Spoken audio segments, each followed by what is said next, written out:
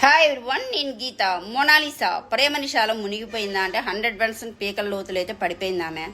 నాకు ఏమని చూస్తే ఒక సామెత గుర్తొస్తుంది. ఏంటి అంటే, కనకవ సింహాసనం దేన్నో కూర్చోబెడితే, తెలుసు కదా సామెత అందరికీ. ఒక నేమ్ కానీ ఫేమ్ కానీ స్టార్డమ్ కానీ రావాలంటే కొన్ని సంవత్సరాలు కష్టపడితే కానీ అవన్నీ రావు. అలాంటిది ఈమెకి గాడ్ గిఫ్ట్ వలన సింగిల్ నైట్లోనే అవన్నీ వచ్చాయండి. వాటిని ఎంత బాగా యూటిలైజ్ చేసుకోవాలి. ప్రేమించడం తప్పు కాదు, పెళ్లి చేసుకోవడం తప్పు కాదు.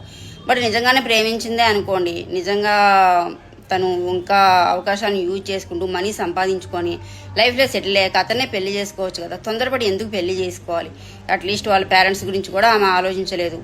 నాది నిజమైన లవ్వు, త్రూ లవ్వు, మా కులాలు అడ్డు లేవు, మతాలు అడ్డు లేవు అని చెప్పేసి పెళ్లి చేసేసుకుంది.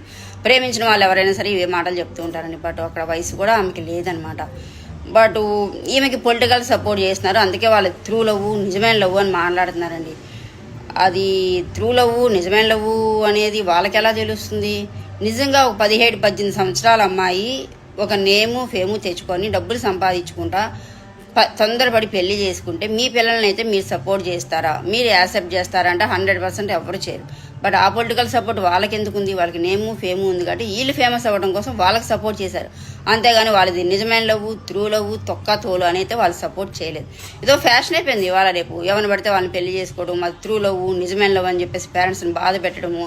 ఇంకా అడ్వాన్స్డ్గా ఇప్పుడు బాగా ఇంకా చేసేది ఏంటంటే, పెళ్ళైన వాళ్ళు కూడా మా త్రూ లవ్వు, నిజమైన లవ్ అని చెప్పేసి భార్య పిల్లల్ని పక్క పెట్టేసి పెళ్ళైన ఆడవాళ్ళని పెళ్ళిళ్ళు చేసుకుంటూ ఉన్నారండి. కులాలకి మతాలకి అడ్డు లేదు మాకు, మాది నిజమైన లవ్వు అని పదే అన్నిసార్లు చెప్పుకుంటూ ఉంటారనమాట. వాళ్ళు చేసిన తప్పని తెలుసు, బట్ అన్నిసార్లు అది చెప్తూ ఉంటారు, మాకు ఏది మా త్రూ లవ్ కాబట్టి మేము అందరినీ వదిలేసి పెళ్లి చేసుకున్నామని. బట్ అందరినీ వదిలేసి పెళ్లి చేసుకుంటే త్రూ లవ్ అవుతుందా? కాదు కదా.